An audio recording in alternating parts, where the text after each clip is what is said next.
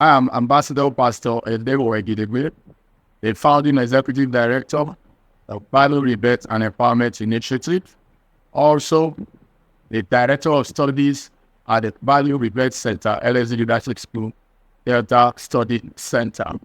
It's my pleasure this morning, this afternoon, this evening, depending on where you are watching me from, to share some deep thoughts about the journey so far, talking about Rebirth and Empowerment Initiative. It is an inspiration for God Almighty sometime 10 years ago, precisely the 21st of January 2014, while at the service in the morning, I got the inspiration to establish what we call today Rebirth and Empowerment Initiative. Flowing from that moment, it has been a remarkable journey of impact on nations and humanity across the board. Now, we came up with Rebirth and Empowerment Initiative. 2 years into our existence, we had a need to partner with the Africa Center for Leadership Strategy and Development, Center LSD for short, in Abuja. There, of course, we strike that partnership, and the impact of that partnership cannot be overemphasized 7 years down the line. We've been able to impact citizens across board from all walks of life in terms of understanding leadership, understanding entrepreneurship, managing humanity, and the rest of it. Now, the testimonies will be coming hereafter from this broadcast. Now, there is a question people often ask. I try to, give some level of answer to a variety of questions people often ask. One of which is, what is leadership? Leadership cannot be defined in one swoop. There is no one universal definition of leadership. No. I define leadership as the effective management of human and other resources. Effective management, that's leadership, to my mind. Because when everything is said to fall and rise on leadership, it then means leadership is simply the effective management of human and natural resources. Now, what is leadership not? Seated in a cozy office or being in a position of authority does not confer you with leadership.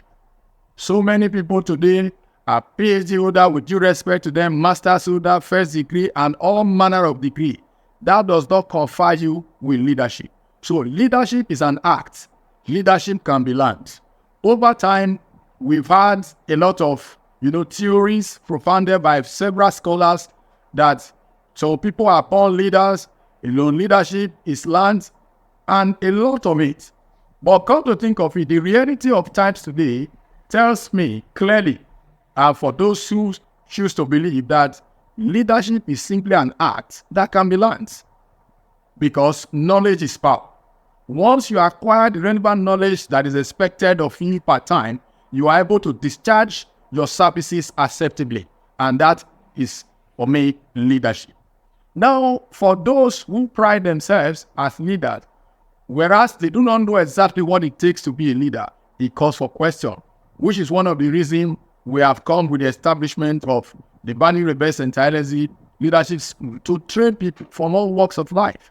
Because no one can live long enough, to know and make all the mistakes. So you learn from others. So we have come up with that training to empower people, to capacitate citizens across board, to know exactly what is expected of them and what is not expected of them. Now, having said that, it will be also important to note that leadership is not the title you carry. Leadership is not the office you sit at all. Leadership is not the appointments you get. It is the work that comes with the appointment or the office you sit on that is essentially leadership, which is why my earlier definition speaks to that same fact, that the effective management of human and other natural resources is what I refer to as leadership. Now, people often ask, who is a leader?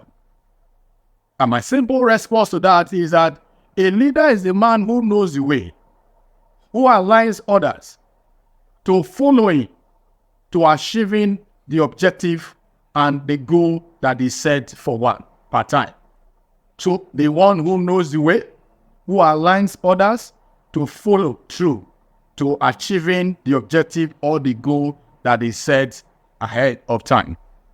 Now, having talked about who is a leader, what is effective leadership and mentoring? Effective leadership and mentoring is key because we have agreed over time that leaders can be trained.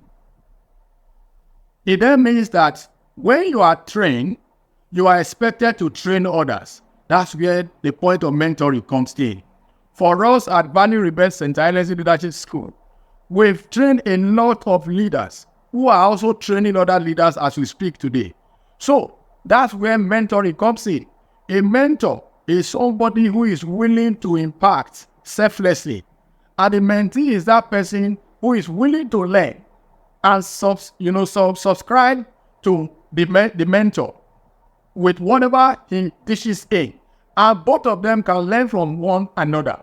So mentoring is critical for sustainability of effective leadership because a leader must reproduce himself over time.